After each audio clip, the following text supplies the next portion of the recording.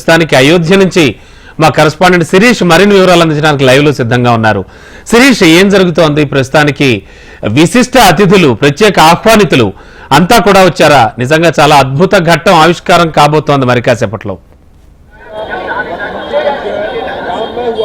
రమణ, ప్రస్తుతం మనం రామ మందిరానికి వెళ్లే ప్రధాన ద్వారం వద్ద ఉన్నాం. ప్రధాన ద్వారం వద్ద కూడా పెద్ద ఎత్తున ఏర్పాట్లంటివి కూడా చేయడం కూడా జరిగింది. ప్రధాన ద్వారాన్ని పూలతోటి అలంకరించడం కూడా జరిగింది.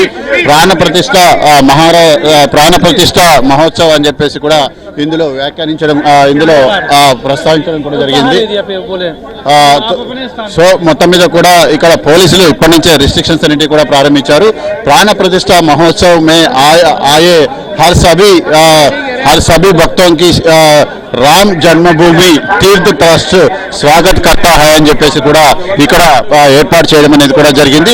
సో మొత్తం మీద కూడా పూలతోటి అందంగా ప్రధాన ద్వారాన్ని అలంకరించారు. ఇదే ద్వారం కూడా వివిఐపీలందరూ కూడా ఇక్కడికి చేరుకొని ఉన్నారు.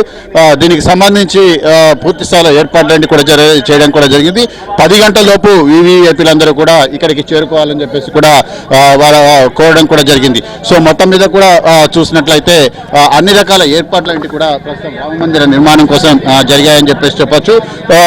దాదాపు 5 సంవత్సరాల నుంచి రామ భక్తులందరూ కూడా ఎదురు చూస్తున్న ఒక కళ అనేది కూడా ఆవిష్కృతం కాబోతుంది. జగమంత సంబరంలాగా భక్తి పారవశ్యం అంబరాన్ని తాకేలాగా అయోధ్య రామాలయ ప్రారంభోత్సవం అనేది మరికొద్ది నిమిషాల్లో కూడా జరగనుంది. అయితే 500 ఏళ్ల సుదీర్ఘ నిర్దేశన నుంచి ప్రత్యక్షంగా పరోక్షంగా వీక్షించేందుకు అభిజిత్ లగ్నంలో దీనికి సంబంధించిన ఏర్పాట్లన్నీ కూడా చేయడం జరిగింది. ప్రస్తుతం మీరు చూడొచ్చు, వివిఐపీలందరినీ కూడా లోపలికి తీసుకువెళ్లేందుకు బ్యాటరీ కార్లన్నింటి కూడా ఏర్పాటు చేయడం అనేది కూడా జరిగింది.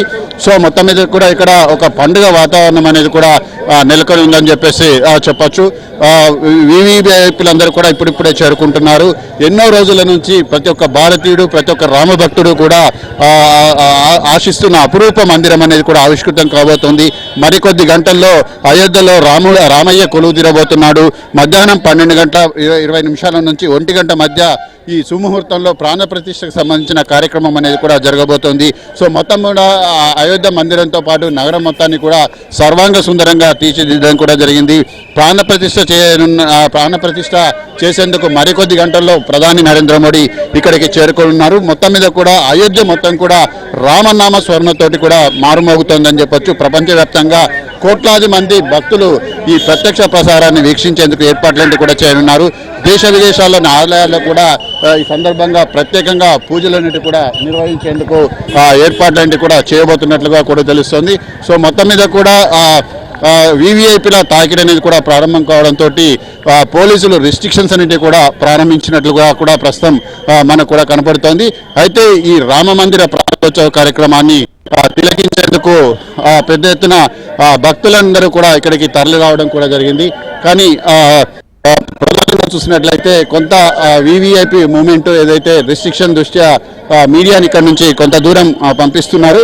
అయితే దీనికి సంబంధించి మధ్యాహ్నం 12:20 నుంచి ప్రాణప్రతిష్ఠ కార్యక్రమం అనేది ప్రారంభమై 1 గంట వరకు కూడా ముగియనున్నట్లుగా కూడా సమాచారం. అయితే ప్రాణప్రతిష్ఠకు వివిధ రాష్ట్రాలకు సంబంధించిన దాదాపు 14 జంటలు ఇక్కడ కర్తలుగా కూడా వ్యవహరించనున్నాయి.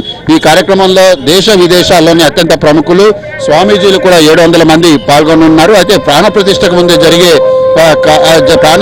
ముందు జరిగే కార్యక్రమాలు ఏవైతే ఉంటాయో అవి ఈ నెల 16న ప్రారంభమై నిన్నటితోటి కూడా ముగిశాయి. మొత్తం మీద కూడా రామ్లల్లా విగ్రహ స్థాపన కోసం అయోధ్య అంతా కూడా సర్వాంగ సుందరంగా ముస్తాబైంది. ప్రభుత్వం అన్ని రకాల ఏర్పాట్లను కూడా చేయడం జరిగింది.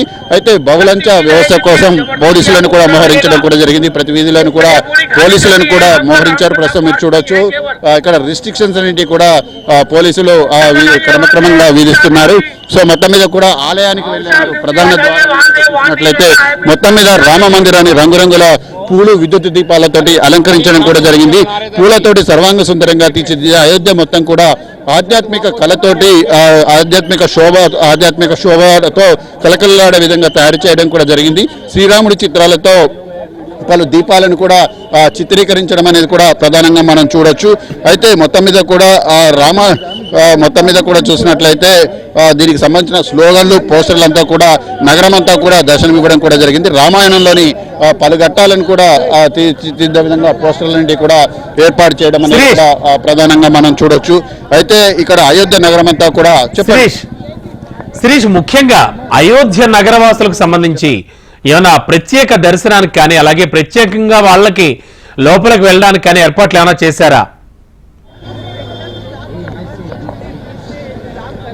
రమణ, ప్రస్తుతం మీరు చూడొచ్చు నా ఎదురుగా కనిపిస్తున్న మార్గం ఏదైతే ఉందో ఇదే ప్రధాన మార్గం గుండా వివిఐపీలు కానీ ప్రధాని కానీ లేకపోతే రాష్ట్రపతితో పాటు ప్రముఖులందరూ కూడా వెళ్లాల్సి ఉంటుంది. పోలీసులు ఆ ప్రాంతం మొత్తానికి కూడా ఇప్పుడే ఖాళీ చేయించడం కూడా జరిగింది. మీడియాను కొంత ప్రాంతానికి రిస్ట్రిక్షన్ చేయడం కూడా జరుగుతోంది. సో వివిఐపీ పాసులు కానీ లేకపోతే రామ మందిర ప్రారంభోత్సవ ప్రాణప్రతిష్ఠ ఆహ్వానానికి సంబంధించిన పత్రికలు కానీ ఎవరికైతే ఉంటాయో వాళ్ళని మాత్రమే ఈ గేట్ గుండా లోపలికి అనుమతించేందుకు పోలీసులు ఏర్పాటు చేస్తున్నారు. మిగిలిన వాళ్ళందరినీ కూడా ఇక్కడ నుంచి ఖాళీ చేయించేందుకు ఏర్పాట్లన్నీ జరుగుతున్నాయి. అయితే మరికొద్ది గంటల్లో ప్రస్తుతం 7:36 కావస్తుంది. మరికొద్ది గంటల్లో దాదాపు 8 గంటల తర్వాత వివిఐపీలందరూ కూడా క్రమంగా ఇక్కడికి చేరుకుంటారు. 10 గంటలకల్లా మొత్తం వివిఐపీలందరూ కూడా లోపలికి రావాలని చెప్పేసి కూడా ఇప్పటికే ఇన్స్ట్రక్షన్స్ అనేటివి కూడా ఇవ్వడం కూడా జరిగింది. 10 గంటల తర్వాత ఎవరిని కూడా అనుమతించే అవకాశాలన్నిటి కూడా ప్రస్తుతానికైతే ప్రధానంగా లేవని చెప్పొచ్చు. ఎందుకంటే 10 గంటలకు ప్రధాని నరేంద్ర మోడీ అయోధ్యకు చేరుకుంటారు. అక్కడి నుంచి నేరుగా అయోధ్య ధామ్కు కూడా వస్తారు. ప్రధాని 11 గంటల ప్రాంతంలో ఇక్కడికి చేరుకుంటారు.